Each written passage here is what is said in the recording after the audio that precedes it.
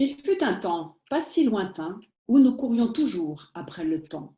Nous nous croyions indispensables, comme si le monde allait s'arrêter de tourner parce que nous allions perdre quelques minutes de notre temps pour autre chose. Et puis, nous nous croyions invincibles et même immortels, pensant que nous avions toujours le temps. Oh, nous avions bien vu en décembre qu'il se passait des choses terribles là-bas en Chine. Mais chez nous, c'était le temps des fêtes. Alors, on ne s'inquiétait pas vraiment. Et puis, c'était si loin de nous. Mais la vergue est arrivée, pas très loin, en Italie, frappant dramatiquement Milan. Nous y étions plus attentifs, nous souvenant de si jolies villes où nous avions participé quelques mois plus tôt à cette formidable convention internationale. Mais ce n'était toujours pas chez nous. Personne ne s'inquiétait, c'était encore le temps de l'insouciance. On continuait à rire, à s'embrasser, à partager des verres, à faire la fête. Et c'est arrivé à notre porte, chez nous, comme un tsunami. La nouvelle est tombée. L'ennemi est là. Restez chez vous. Soudain, le temps s'est figé et nous avons arrêté de courir. Le temps de la sidération d'abord. Soudain confinés dans nos maisons, tournant en rond, ne sachant que faire, que dire, comment vivre ces moments. Le temps des questionnements sur le sens de nos vies, de notre utilité. Pourtant, des alertes, des épidémies, nous en avons connu. Et nous découvrons soudain que nous n'en avons tiré aucune leçon. Dans notre course à la rentabilité, nous découvrons que nous ne sommes pas en capacité d'accueillir dans nos hôpitaux tous les malades et que nos soignants ne sont même pas protégés. Cette crise sanitaire mondiale nous fait enfin prendre conscience que cette mondialisation économique galopante nous a rendus économiquement dépendants. Et faute de solidarité internationale, nous n'avons pas été capables d'apporter une réponse commune pour faire face à cette pandémie. La tentation est grande pour toutes les nations de fermer leurs frontières et de se replier sur elles-mêmes. Nous assistons impuissants d'abord à cette course folle, à l'achat de masques où à coups de millions, on s'arrache sur le tarmac les masques commandés pour d'autres. Alors vient le temps de la colère et de la rage. La colère de découvrir soudain ce qui se passe dans nos EHPAD. Comment avons-nous pu abandonner ainsi, ou devrais-je dire encore un peu plus nos aînés? La rage quand les malades à l'hôpital arrivent seuls, privés du réconfort de leurs proches, pour calmer cette terrible angoisse qui les étreint de ne pas savoir s'ils pourront ressortir.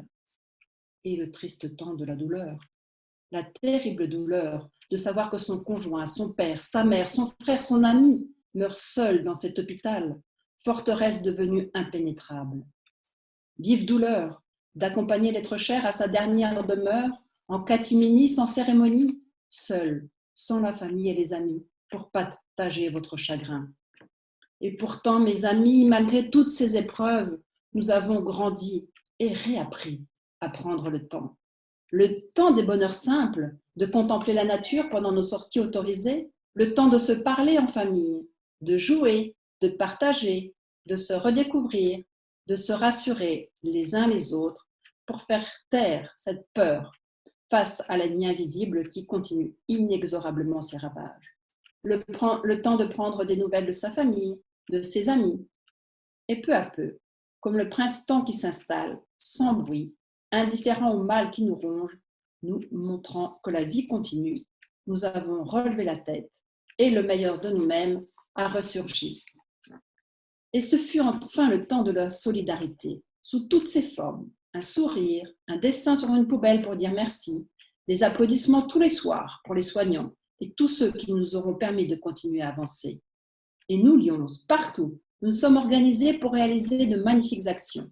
Jamais nous n'aurons autant honoré notre devise « Nous servons ». Nous sommes devenus couturiers ou couturières, empaqueteurs, conditionneurs, livreurs. Nous avons tenu des permanences téléphoniques pour assurer ceux qui en ont besoin. Dire qu'il aura fallu ce fléau pour que nous rappelions enfin que nous aussi, nous devons cesser de courir après les chiffres. Toujours plus de membres, toujours plus d'actions. Nous avons redécouvert que bien plus que la distribution de chèques, notre monde avait besoin de notre humanité, de notre écoute, de nos bras pour servir, de notre courage pour en donner aux autres, de notre temps pour reconstruire. Car viendra le temps de la reconstruction, et plus que jamais, amis Lions, nous devrons répondre présent. Le déconfinement est proche et avec lui toute sa cohorte de questions, de débats auxquels nous devrons prendre part, car nous sommes humanistes et engagés. Demain viendra le temps des responsabilités et chacun d'entre nous devra réfléchir en son âme et conscience sur les erreurs qui ont été commises, non pour livrer à la vindicte populaire des coupables, mais pour en tirer les leçons et ne pas renouveler les erreurs pour que nous soyons prêts la prochaine fois. Demain viendra peut-être le temps de cette application Stop Covid de tracking.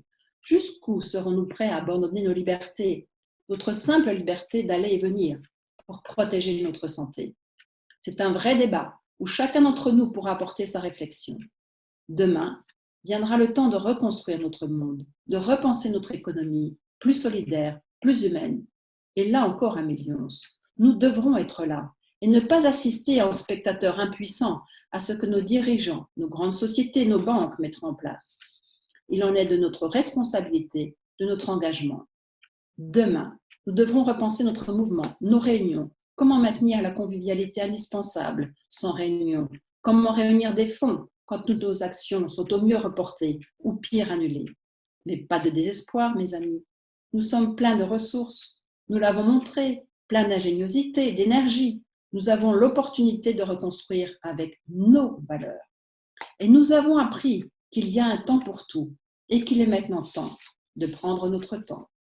Et toi, mon ami, toi là qui me regarde ou qui me lis, quand demain nous pourrons enfin nous prendre dans les bras, encore fragiles et chancelants de cette longue épreuve, mais si heureux de se retrouver enfin, promets-moi que demain, tu continueras à prendre soin de toi et des tiens et que nous ne reprendrons plus notre course effrénée contre le temps.